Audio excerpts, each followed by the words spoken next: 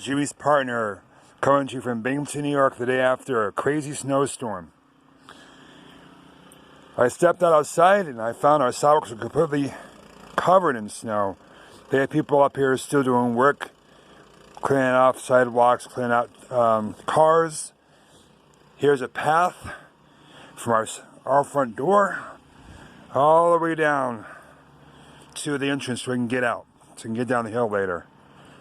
This is crazy deep. I've never seen it for as long as I've lived here this bad. You have maintenance who are going non-stop to help out the tenants, help out the fellow residents.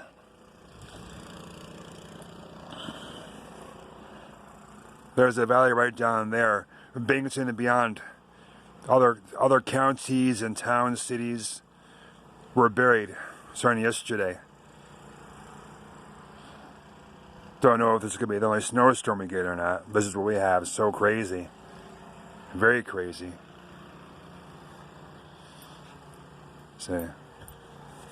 Yep. Here's a connecting sidewalk to other homes. I had to dig myself out, as I mentioned. I had to dig out all the way to the entrance down here. Make a path out.